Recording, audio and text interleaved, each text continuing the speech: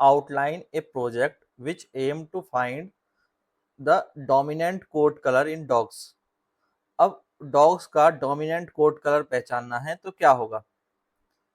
अब डॉग्स के बारे में अगर देखें तो डॉग्स के जो अभी तक आइडेंटिफाई किए गए हैं वो कम से कम 11 जो है जीन्स की सीरीज आइडेंटिफाई कर ली गई है जो डॉग्स में कलर के लिए रिस्पॉन्सिबल है, जो कलर डॉग्स के कलर को इन्फ्लुएंस करती है। ऐसे कितने जीन्स आइडेंटिफाई हुए हैं, एटलीस्ट 11 जीन्स सीरीज, जिसमें A B C D E F G M P S T.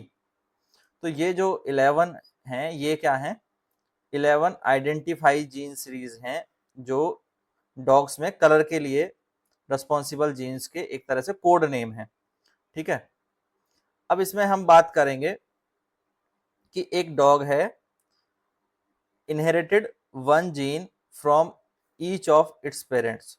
Dog के पास क्या होता है, एक जीन आता है एक एक पेरेंट से और दूसरा दूसरे से, यानी दोनों जो पेरेंट्स हैं जो इसके माता पिता हैं उनसे एक एक मिलके एक पेयर बनता है कलर जीन का।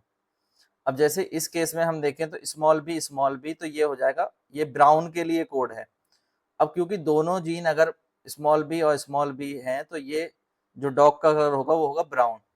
पर अगर एक जीन आया कैपिटल बी, एक को हमने स्मॉल बी लिखा, तो कैपिटल बी का मतलब है ब्लैक और स्मॉल बी का मतलब है ब्राउन, तो इस डॉग का कलर क्या होगा, ब्लैक।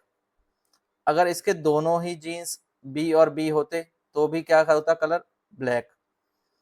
तो यहाँ पर जो है डॉग में जो कलर के वो हैं वो दोनों पेरेंट्स से आते हैं। ठीक है, एक एक आता है पेरेंट से, ईच ऑफ इट्स पेरेंट्स। तो द डोमिनेंट जीन, अब डोमिनेंट जीन कौन होगा, जैसे यहाँ पर अगर हम इस केस में देखें तो ब्लैक जो है, अगर एक से ब्लैक का जीन आया और एक से ब्राउन का, तो ब्लैक डोमिनेंट होगा, बी क्या होगा, डोमिनेंट होगा, और ब्राउन जो होगा वो रिसेसिव हो जाएगा, रिसेसिव हो जाएगा। अगर दोनों सेम होते हैं तो फिर ब्राउन ही होता उसका कलर, या फिर दोनों ब्लैक होते, दोनों के जीन ब्लैक होते तो ब्लैक ही होता। ठीक है, तो डोमिनेंट जीन वो है एक्सप्रेस होता है उसके फिनोटाइप में, यानी अगली पीढ़ी में हम कह सकते हैं।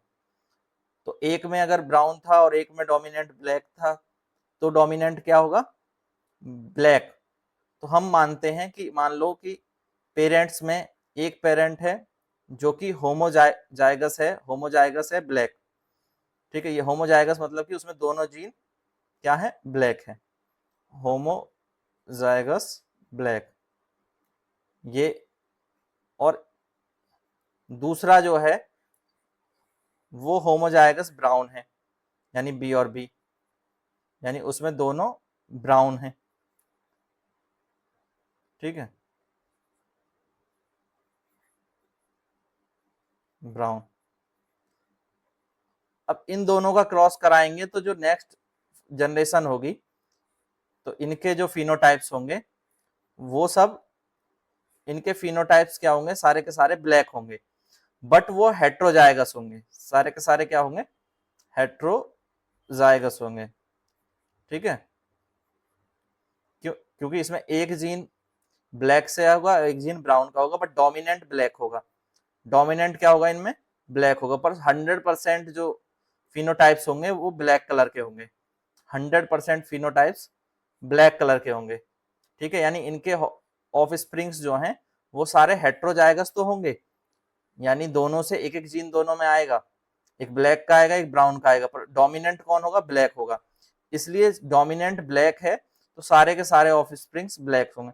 बट अगर इनके जो हेट्रोजाइगस जो है, अगर हेट्रोजाइगस के बीच हम क्रॉस कराते, हेट्रोजाइगस के बीच अगर क्रॉस कराया जाए तो क्या होगा, तो उस केस में अगर हम देखें तो कैपिटल बी स्मॉल बी, इस तरह से एक टेबल आप बना सकते हैं। यहाँ पर भी हो जाएगा कैपिटल बी स्मॉल बी, तो एक तो होगा प्योर ब्लैक, ठीक है,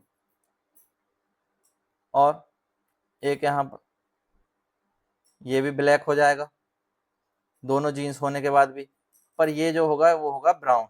यानी 25% क्या हो जाएंगे, 25% होमोजाइगस ब्लैक होंगे और 25% होमोजाइगस ब्राउन होंगे सेकंड जनरेशन में, और 50% जो है वो हेट्रोजाइगस ब्लैक होंगे ये वाले। ठीक है, तो 50% हेट्रोजाइगस ब्लैक होंगे, 25% होमोजाइगस ब्लैक होंगे और 25% जो है वो होमोजाइगस ब्राउन होंगे।